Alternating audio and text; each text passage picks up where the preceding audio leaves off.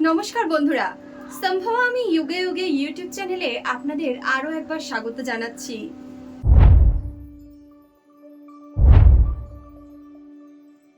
একটি কাক বলল, এই তিনটি স্থানে দান করা ব্যক্তি সম্পদ এবং সম্মান দুই হারায়। বন্ধুরা, আজকের কাহিনী খুবই শিক্ষামূলক হতে চলেছে। এই কাহিনীটি যদি আপনারা পুরোটা শুনে নেন, তাহলে আপনাদের জীবনে কখনো ধন সম্পত্তির অভাব হবে না, আর না তো কখনো আপনার সম্মানহানি হবে। তাহলে চলুন আজকের এই কাহিনী শুরু করা যাক। অনেক দিন আগে দাক্ষিণাত্যের এক জঙ্গলে এক কাক দম্পতি বাস করত। তারা যে গাছের উপর বাসা করে থাকতো, সেই গাছের নিচেই একটি নাগ আর নাগিনের জোড়া থাকতো। এমনই একদিন কাক বউ তার স্বামীকে বলতে লাগলো, হে স্বামী, আমার খুব জানার ইচ্ছা হচ্ছে মানুষের কোন জিনিসের দান কখনোই কাউকে করা উচিত নয়। তখনই কাক তার স্ত্রীকে বলতে লাগলো, হে কাক বউ, আজকে তুমি খুবই ভালো একটি প্রশ্ন করেছ। একদা নাগ আর নাগিনের মধ্যে এই বিষয় নিয়েই সংবাদ চলছিল। সেই সময় তারা এই বিষয় নিয়ে একটি খুবই গুরুত্বপূর্ণ কাহিনী আমাকে বলেছিল।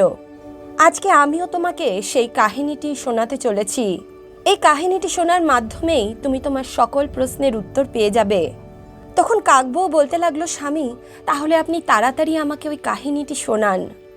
কাকবউয়ের এমন কথা শুনে কাক বলল, আমরা যে এই গাছে বাসা বেঁধে রয়েছি, এই গাছের নিচেই একটি কোঠরে একটা নাগ আর নাগিনের জোড়া বাস করে।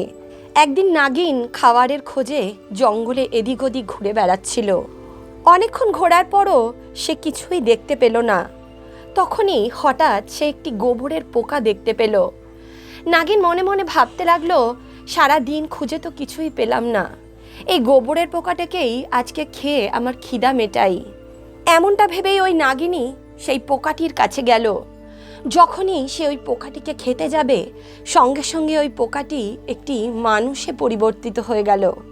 নাগিন দেখল ওই ছোট্ট পোকাটি একটি দিব্য শরীরধারী রাজায় পরিণত হয়ে গেল। এমনটা দেখে নাগিন খুবই অবাক হয়ে গেল।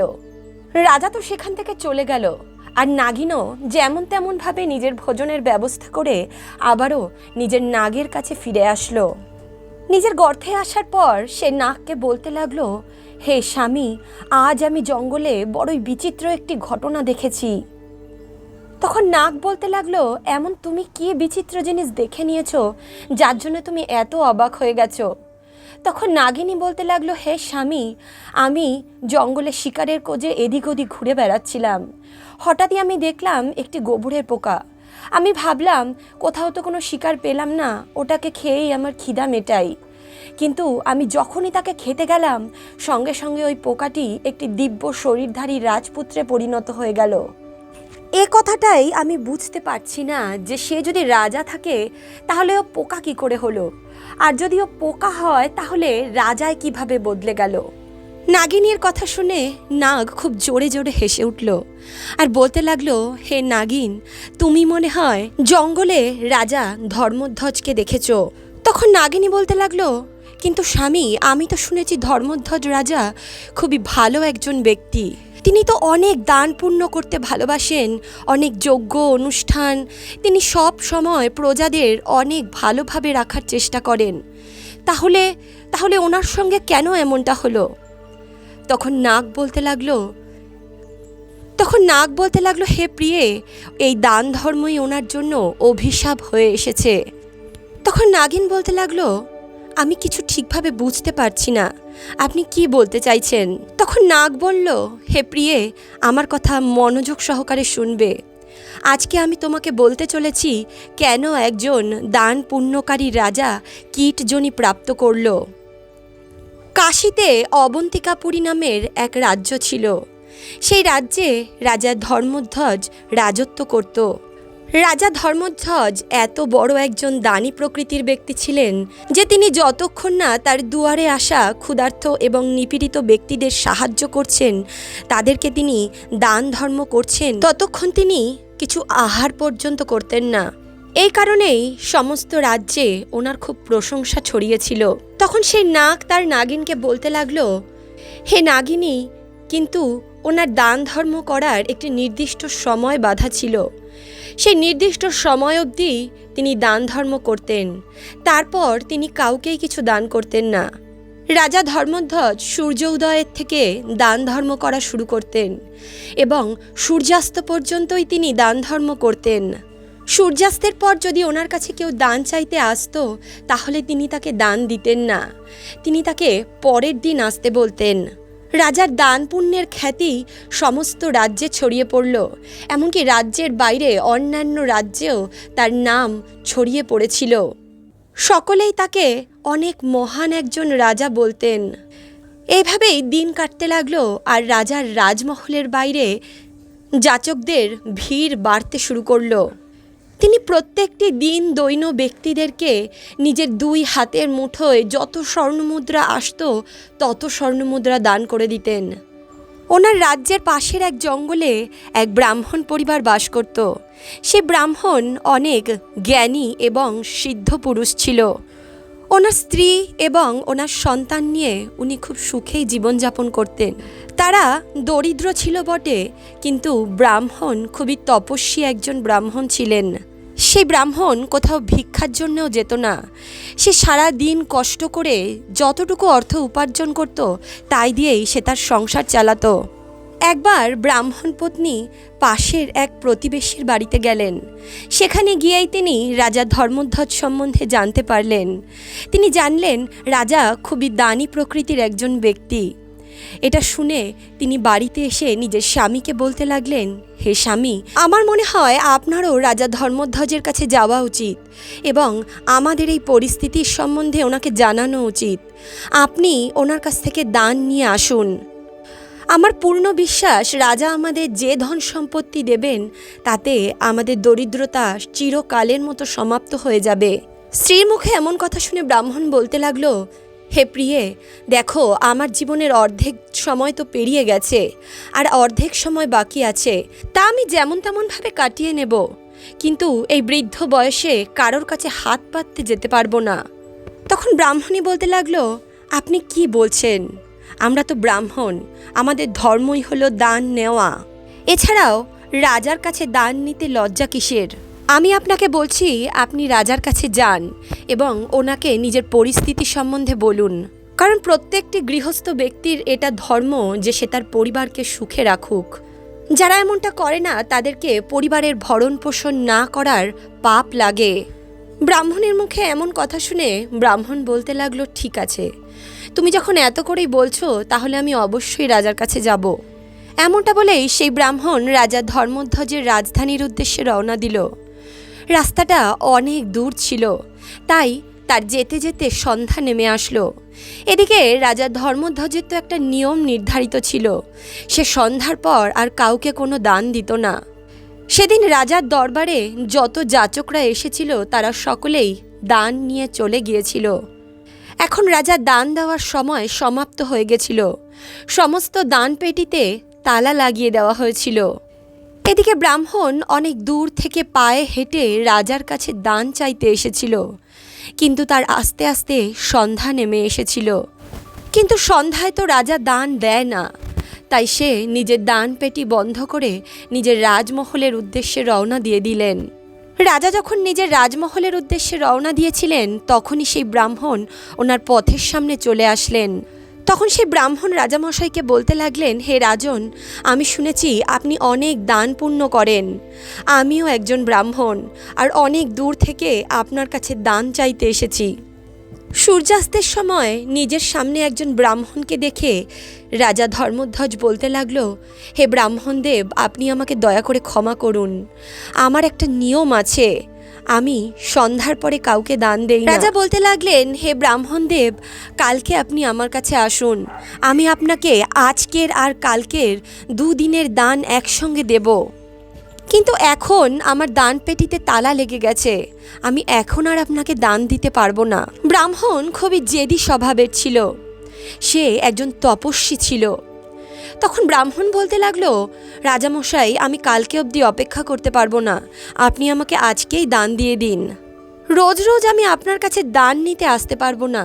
ব্রাহ্মণের মুখে এমন কথা শুনে রাজা খুবই ক্রুদ্ধ হয়ে গেলেন, কিন্তু একজন ব্রাহ্মণ ওনার সামনে দাঁড়িয়ে আছে এ কথা মাথায় রেখে তিনি আবারও ওনাকে বোঝাতে লাগলেন। তিনি বলতে লাগলেন, হে ব্রাহ্মণদেব, আপনি কালকে আসুন, আমি আপনাকে কালকে অবশ্যই দান দেব, কিন্তু আজকে আমি আপনাকে দান দিতে পারবো না। ব্রাহ্মণ বলতে লাগলো, না, আমি আজকেই দান নেব। রাজা ব্রাহ্মণের মুখে এমন কথা শুনে খুবই রেগে গেল। সে চারপাশে দেখতে লাগলো। কিছুটা দূরেই সে ঘোড়ার মল পড়ে থাকতে দেখল। রাগের বশে রাজা ঘোড়ার সেই মল 2 হাত দিয়ে তুলল এবং ব্রাহ্মণের কমণ্ডলুর মধ্যে দিয়ে দিল। ব্রাহ্মণও শ্রদ্ধাপূর্বক সেই দান নিয়ে সেখান থেকে চলে গেল। কিছুক্ষণ পর ব্রাহ্মণ নিজের বাড়িতে উপস্থিত হলো।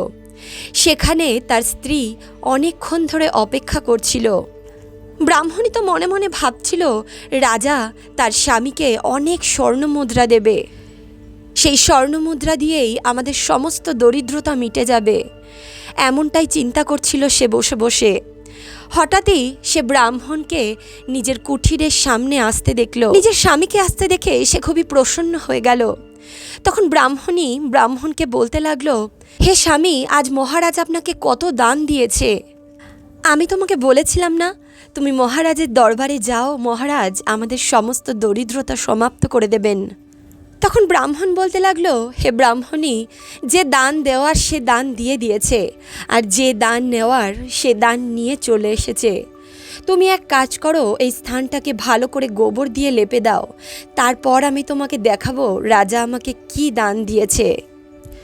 তখন ব্রাহ্মণ পত্নী অনেক যত্ন সহকারে সেই স্থানটিকে লেপে দিল এবং সেই স্থানে একটি প্রদীপ জ্বালিয়ে রেখে দিল।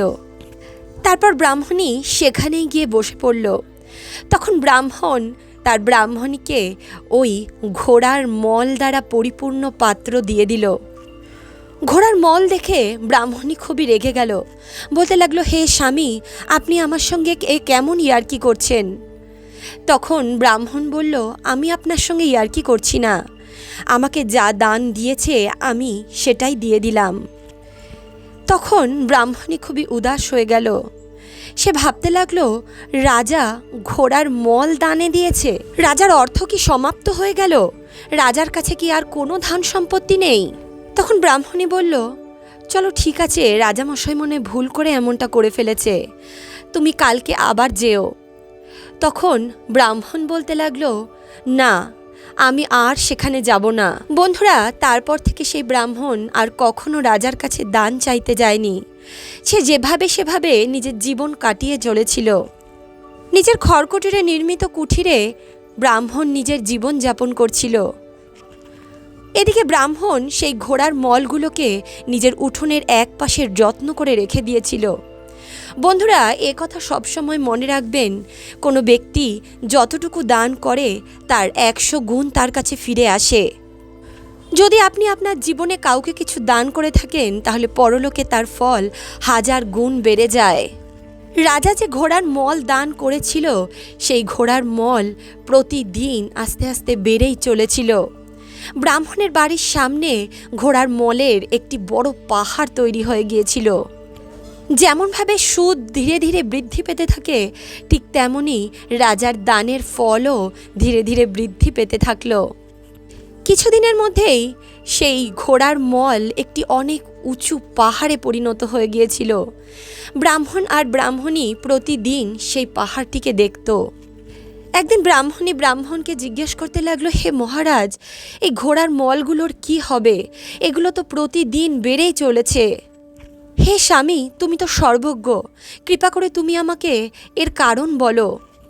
তখন ব্রাহ্মণ বলতে লাগলো, হে ব্রাহ্মণী, এটা রাজার কর্মের ফল। রাজা আমাকে যে দান করেছে, সেই দানের ফল বাড়ছে, আর এই ফল রাজাকেই ভোগ করতে হবে। রাজা সেদিন যেমনটা দান করেছিল, রাজা ঠিক তেমনটাই ফল প্রাপ্ত করবে। এদিকে রাজা ধর্মধ্বজ একদিন শিকারে বেরোনোর মনস্থ নিলেন। আগেকার দিনে রাজারা শিকারে বেরোতেন এবং যতক্ষণ রাজারা কোনো শিকার না পেতেন, তারা নিজের রাজ্যে ফিরে আসতেন না। রাজা ধর্মধ্বজও সেদিন কোনো শিকার পাচ্ছিলেন না। তাই তিনি নিজের রাজ্যেও ফিরে আসতে পারছিলেন না। রাজা তখন মনে মনে ভাবতে লাগলো, সন্ধ্যা নেমে এসেছে, আর সূর্যাস্তের পর কোনো জীবের হত্যা করা মহা পাপ বলে গণ্য করা হয়। তাই আজ রাতে কোথাও না কোথাও রাত কাটাতে হবে। এমনটা ভেবেই রাজা চারদিকে নিজের থাকার স্থান খুঁজতে লাগলেন। খুঁজতে খুঁজতে তিনি সেই ব্রাহ্মণের গৃহেই পৌঁছে গেলেন, যেই ব্রাহ্মণকে তিনি আজ থেকে 25 বছর আগে ঘোড়ার মল দান করেছিলেন। কিন্তু রাজা সেদিনের সমস্ত ঘটনাই ভুলে গিয়েছিল। এদিকে নাগ নাগিনকে বলতে লাগলো। এভাবেই রাজা ধর্মধ্বজ সেই ব্রাহ্মণের বাড়িতেই আশ্রয় চাইতে পৌঁছে গেল। রাজা ব্রাহ্মণকে বলতে লাগলো, হে ব্রাহ্মণদেব, দয়া করে আপনি আমাকে আজ রাত্রে আপনার কুঠিরে থাকার অনুমতি দিন। তখন ব্রাহ্মণ বলতে লাগলো, ঠিক আছে মহারাজ, আপনি অবশ্যই আজ রাত্রে আমার কুঠিরে রাত কাটাতে পারেন। ব্রাহ্মণ বলতে লাগলো, আমাদের যতটুকু সামর্থ্য সেই সামর্থ্য দিয়েই আমরা আপনার যত্ন করার চেষ্টা করব। সেদিন রাত্রে ওই ব্রাহ্মণ আর ব্রাহ্মণী রাজাকে নিজের সাধ্যমতো যত্ন এবং সেবা করল। এভাবেই ওই রাতটা রাজা ব্রাহ্মণের বাড়িতেই কাটালো। সকাল হতেই রাজার ওই পাহাড়ের দিকে চোখ পড়ল, যে পাহাড়টি ঘোড়ার মল দ্বারা নির্মিত হয়েছিল। ওই ঘোড়ার মলের পাহাড়টি দেখে রাজা ব্রাহ্মণকে জিজ্ঞেস করতে লাগলো, হে ব্রাহ্মণ মহারাজ, আপনার ঘরের পাশে ঘোড়ার মলের এত উঁচু পাহাড় কিভাবে তৈরি হয়ে গেল? আপনার ঘরে তো কোনো ঘোড়া নেই। আপনার কাছে কি এত ঘোড়া আছে যে ঘোড়ার মলের এত উঁচু পাহাড় তৈরি হয়ে গেল? তখন ব্রাহ্মণ বলতে লাগলো, মহারাজ, আমি তো একজন সাধারণ পুজো পাঠ করা ব্রাহ্মণ, আমার কাছে ঘোড়া কোথা থেকে থাকবে? তখন রাজা বলতে লাগলো, তাহলে আপনার বাড়ির সামনে ঘোড়ার মলের এত উঁচু পাহাড় কি করে তৈরি হয়ে গেল? তখন ব্রাহ্মণ রাজাকে বলতে লাগলো, হে রাজন, তুমি যদি জানতে চাও যে এই পাহাড় কিভাবে সৃষ্টি হলো, তাহলে এর পেছনে একটি রহস্যময়ী কারণ লুকিয়ে আছে। বন্ধুরা, এখন তো ওই রাজার সেই রহস্যটিকে জানার অনেক ইচ্ছা জন্মে গেল মনে। ব্রাহ্মণ বলতে লাগলো, হে পথিক, আজ থেকে 25 বছর আগেকার কথা। আমার স্ত্রী আমাকে এই রাজ্যের রাজা ধর্মধ্বজের কাছে দান চাইতে পাঠিয়েছিল। এই অবন্তী দেশের যে রাজা, তিনি খুবই দানী এবং ধর্মাত্মা প্রকৃতির। সে প্রতিদিন 100 মণ সোনা দান করে। তাই আমিও আমার স্ত্রীর কথা মতো তার কাছে দান চাইতে চলে গেলাম। কিন্তু আমি যখন তার কাছে দান চাইলাম, জানি না সে কেন আমাকে দান দিতে অস্বীকার করলো। এর পেছনে কী কারণ আছে আমি সেটা জানি না। আমি যখন রাজাকে দান দিতে বলছিলাম এবং অনেক জেদ করছিলাম, তখন রাজা আমাকে বারবার পরের দিন আসতে বলছিল। আমি যখন কোনোভাবেই রাজার কোনো কথাই শুনলাম না, তখন রাজা আমার উপরে খুবই রেগে গেল এবং তার পাশে পড়ে থাকা ঘোড়ার মল আমার কমণ্ডলুতে দান করে দিল। আর আমিও রাজার সেই দান স্বীকার করে নিলাম। আমি সেই দান সম্মান সহিত আমার বাড়ির সামনে এনে রেখে দিলাম। এখন রাজা আমাকে যে জিনিস দান করেছিল সেটা তো আমার কোনো কাজের ছিল না, তাই আমি এগুলোকে ওইখানে রেখে দিয়েছিলাম। আর সেটাই দিনে দিনে বেড়ে এত বড় একটি পাহাড়ে পরিণত হয়ে গেছে। রাজা তখন ব্রাহ্মণকে বলতে লাগলো, হে ব্রাহ্মণ দেবতা, কিন্তু রাজা তো হয়তো তোমাকে সামান্য একটু ঘোড়ার মল দান করেছিল, কিন্তু সেগুলো এত বড় কি করে আকার ধারণ করলো? তখন ব্রাহ্মণ বলতে লাগলো, হে রাজন, আমাদের বেদ এবং পুরাণ শাস্ত্রে এটা লিখিত আছে, যখন কোনো ব্যক্তি কিছু দান করে তার 1000 গুণ ফল তার প্রাপ্ত হয়। ঠিক এইভাবেই রাজা যে দান করেছিল তার ফল এখন বেড়ে গিয়ে 1000 গুণ হয়ে গেছে। আর এই ফল রাজাকেই ভোগ করতে হবে, কারণ আমরা এই দান গ্রহণ করিনি। এদিকে রাজা যখন ব্রাহ্মণের মুখে এমন কথা শুনল, রাজার পায়ের তলা থেকে যেন মাটি সরে গেল। সে ভাবতে লাগলো, এটা আমি কি করলাম? রাজার সেদিনকার সমস্ত ঘটনা মনে পড়ে গেল। তখন রাজা নিজের 2 হাত জোর করে ব্রাহ্মণকে বলতে লাগলো, হে ব্রাহ্মণদেব, কিন্তু রাজা এর ফল কিভাবে ভোগ করবে? তখন ব্রাহ্মণ বলল, হে রাজন, এই মলের পাহাড় এখন ওই রাজাকে নিজেকেই খেতে হবে। সে যতক্ষণ এই মলগুলোকে খেয়ে না শেষ করবে, ততক্ষণ রাজা মুক্তি পাবে না। ব্রাহ্মণের কথা শুনে রাজার অন্তর কেঁপে উঠল। রাজা তখন সেই ব্রাহ্মণকে সমস্ত সত্যি ঘটনা বলে দিল। সে বলতে লাগলো, হে ব্রাহ্মণদেব, আমি ওই অবন্তিপুরের রাজা। যে আপনাকে ঘোড়ার মল দান করেছিল।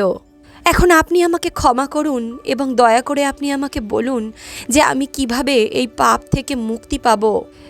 এত উঁচু মলের পাহাড় আমি কিভাবে খাবো? রাজার এমনটা বলায় সেই ব্রাহ্মণ রাজাকে চিনে ফেলল এবং বলতে লাগলো, হে রাজন, যদি তুমি সেই ব্যক্তি হও যে আমাকে এই দান করেছে, তাহলে তোমাকেই তো এইটা ভোগ করতে হবে। দান দেওয়া ব্যক্তি যদি কোনো এমন জিনিসের দান করে যেটা ভোগের অনুপযুক্ত, যেটা অখাদ্য, যে বস্তুটা দানে দেওয়া হচ্ছে সেটা যাকে দান দেওয়া হচ্ছে তার কোনো কাজেই লাগবে না, তাহলে সেই দান করা বস্তুর ফল ব্যর্থ হয়ে যায়। কিন্তু হে রাজন, তুমি আমাকে যে জিনিসের দান করেছিলে সেটা তুমি আমাকে জেনে শুনে দান করেছিলে, আর জেনে শুনে তুমি আমাকে এমন জিনিসের দান করেছো যেটা আমার কোনো কাজেরই ছিল না। শুধু আমি কেন, পৃথিবীর কোনো মানুষেরই এটা কোনো কাজেই লাগবে না। তাই হে রাজন, তোমাকে এর ফল তো ভোগ করতেই হবে। ব্রাহ্মণের মুখে এমন কথা শুনে রাজা ওনার পায়ে পড়ে গেল। তখন রাজা বলতে লাগলো, হে ব্রাহ্মণদেব, দয়া করে আপনি আমাকে বলুন যে আমি আমার কর্মের ফল কিভাবে ভোগ করব। তখন ব্রাহ্মণ বলতে লাগলো, রাজন, তুমি যদি এই ঘোড়ার মল খাওয়ার থেকে বাঁচতে চাও তাহলে আমি তোমাকে আরও একটি উপায় বলছি। তুমি যদি সেই উপায়টা করো তাহলে এই ঘোড়ার মলগুলোকে তোমার একা খেতে হবে না, এগুলো খাওয়ার তুমি আরও অনেক সঙ্গী সাথী পেয়ে যাবে। যদি তুমি সেই উপায় না করো তাহলে তোমার একাই এগুলোকে খেতে হবে। তখন রাজা বলতে লাগলো, হে ব্রাহ্মণদেব, আপনি দয়া করে আমাকে সেই উপায়টা বলুন, আমি অবশ্যই সেই উপায়টা করব। ব্রাহ্মণ বলতে লাগলো, রাজন, তুমি যদি তোমার রাজ্যে তোমার নিন্দা করাও তাহলেই তুমি এই পাপ থেকে মুক্তি পাবে। যত তোমার নিন্দা হবে, যত তোমাকে লোকে খারাপ বলবে, তত এই মলের পাহাড় কমতে শুরু করবে। তখন রাজা বলতে লাগলো, হে মহারাজ, আমার নিন্দা কে করবে? আমি তো কখনো নিন্দা করার মতো কোনো কাজই করিনি, আমি তো একজন দানী রাজা। তখন ব্রাহ্মণ বলতে লাগলো, হে রাজন, তুমি এক কাজ করো, তোমার রাজ্যের কুলপুরোহিতের কাছে যাও, তার এক কন্যা আছে, তুমি তাকে বলপূর্বক নিজের রাজমহলে নিয়ে যাও। তারা যতই চাক না কেন তুমি তাদের কন্যাকে তাদেরকে ফিরিয়ে দেবে না। এই প্রকারেই সমস্ত রাজ্যে তোমার নিন্দা শুরু হয়ে যাবে। কিন্তু রাজন, এ ব্যাপারে সবসময় খেয়াল রাখবে, ওই কন্যার প্রতি তোমার ভাবনা চিন্তা যেন কোনোভাবেই কোনো খারাপ রূপ না ধারণ করে।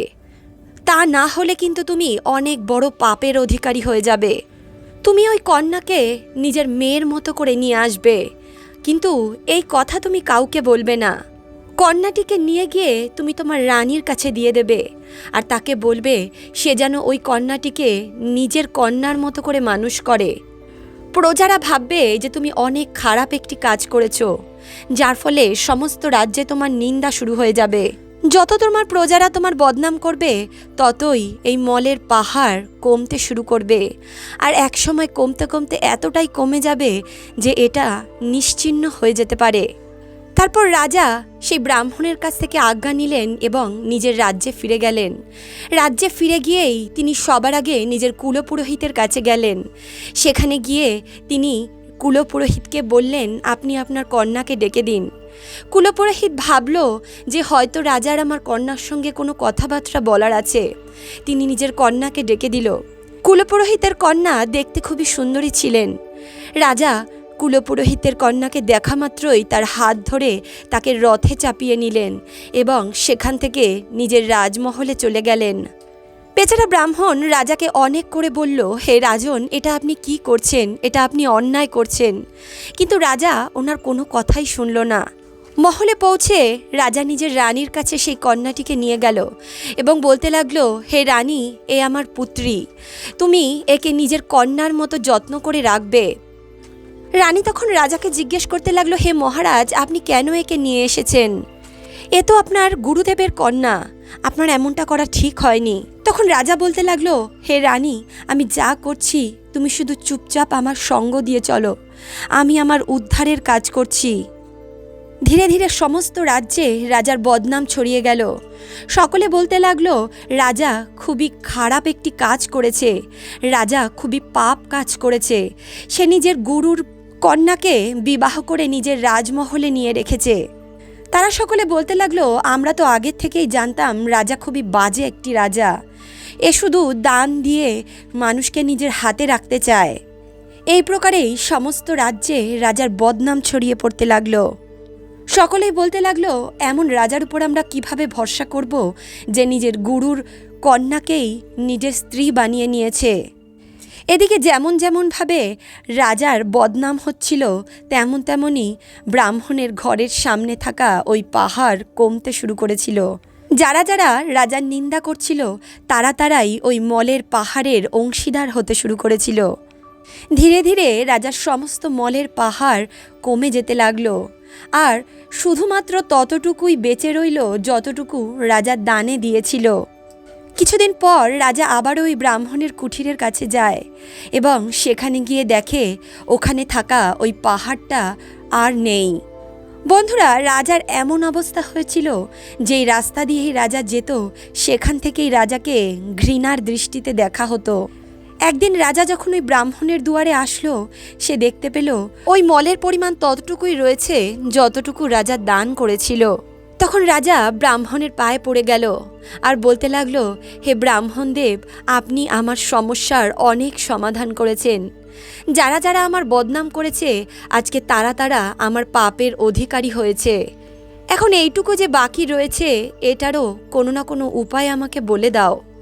তখন ব্রাহ্মণ বলতে লাগলো, হে রাজন, এই যতটুকু মল রয়ে গেছে এটা তোমার ভাগেরই। এটা তোমাকে কোনো না কোনো জন্মে অবশ্যই খেতে হবে।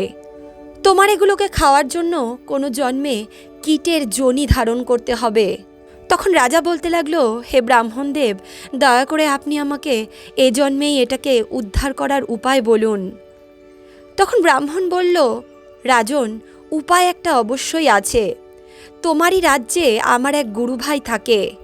সে ব্যক্তি খুবই সজ্জন একজন ব্যক্তি। তারা স্বামী স্ত্রীরা সবসময় ঈশ্বরের গুণগান করেই সময় কাটান। আমার মনে হয় তারা তোমার নিন্দা করেনি।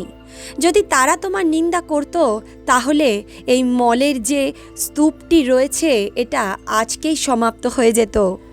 বন্ধুরা, এ কথা শুনে রাজা বলতে লাগলো, ঠিক আছে, আমি সেটাও চেষ্টা করে দেখছি। তারপর রাজা ওই ব্রাহ্মণের বাড়িতেই নিজের বেশ পরিবর্তন করে পৌঁছে গেল। ব্রাহ্মণ যখন তার বাড়িতে একটি অজানা ব্যক্তিকে দেখল, সে তাকে অনেক সম্মান করল এবং তাকে বসার জন্য আসন পেতে দিল। কিন্তু রাজার মনে তো এটাই ঘুরপাক খাচ্ছিল যে কিভাবে রাজা ওই দুজন ব্যক্তিকে দিয়ে তার বদনাম করাবে। তখনই রাজা ওই ব্রাহ্মণকে বলতে লাগলো, হে ব্রাহ্মণদেব, আমি শুনেছি আপনার রাজ্যের রাজা খুবই খারাপ এক ব্যক্তি। তখন ব্রাহ্মণদেব বলতে লাগলো, হতে পারে, আমি কিছু জানি না এই ব্যাপারে। তখন রাজা বলল, আপনি কি জানেন সে নিজের গুরুদেবের কন্যাকে নিজের ঘরে বলপূর্বক আটকে রেখেছে? ব্রাহ্মণ বলল, আমি জানি না। রাজা নিজের মুখেই নিজের বদনাম করতে লাগলো। রাজা বলতে লাগলো, বলো দেখি, নিজের গুরুর কন্যাকেই নিজের ঘরে রেখে দিয়েছে, এটা কোথাকার ন্যায়? তখন ব্রাহ্মণদেব বলতে লাগলো, ভাই, আমি এসব কিছু জানি না, আর এসব কথা তুমি আমাকে কেন বলছো? রাজা বারবার ওই ব্রাহ্মণকে রাজার বদনাম করার জন্য উস্কাতে লাগলো, কিন্তু ব্রাহ্মণ কোনোভাবেই রাজার বদনাম করল না। তখন ব্রাহ্মণ ভাবতে লাগলো, এই ব্যক্তি রাজার এত নিন্দা করছে, আরে চাইছে আমিও যাতে রাজার নিন্দা করি, নিশ্চয়ই কোনো বিশেষ কারণ রয়েছে। তখন ব্রাহ্মণ নিজের তপবল দ্বারা সমস্ত কিছু দেখতে পেল। ব্রাহ্মণ বুঝে গেল, এ তো এই দেশেরই রাজা, এ তো আমাকে দিয়ে নিজের বদনাম করাতে চাইছে, কারণ এই ব্যক্তি এমন কিছু দান করেছে যেটা দান করা কখনোই উচিত না, আর এখনও চাইছে যাতে আমি ওর নিন্দা করি আর ওর যে অবশিষ্ট পাপ আছে সেটা আমার ঘাড়ে চলে আসুক। তখন ব্রাহ্মণ বলতে লাগলো, হে রাজন, আমি আপনাকে চিনে ফেলেছি, আপনি দয়া করে এখান থেকে চলে যান, কারণ আমি কখনো কারোর নিন্দা করি না।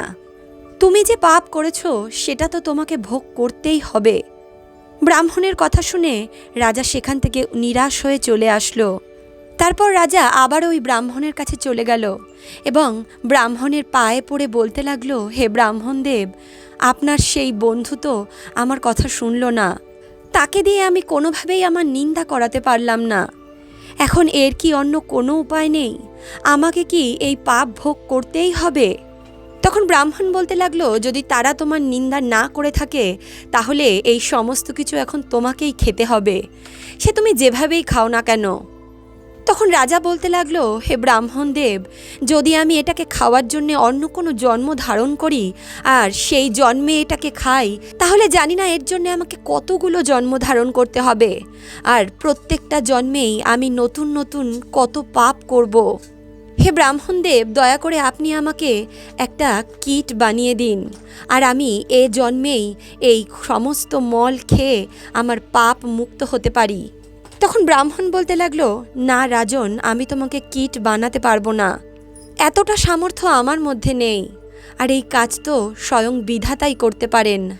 কিন্তু আমি তোমাকে একটা কথা অবশ্যই বলতে পারি, পরজন্মে তুমি একটা কীট রূপে জন্মগ্রহণ করবে, আর সেই জন্মে তুমি যতদিন না এই সমস্ত মল খেয়ে শেষ করবে ততদিন তোমার এই পাপ মুক্ত হবে না। কিন্তু যখনই তুমি এই মল সম্পূর্ণটা খেয়ে শেষ করে নেবে তখনই তুমি তোমার এই পাপ থেকে মুক্তি পেয়ে যাবে, কারণ তুমি জীবনে কখনো কোনো পাপ করনি।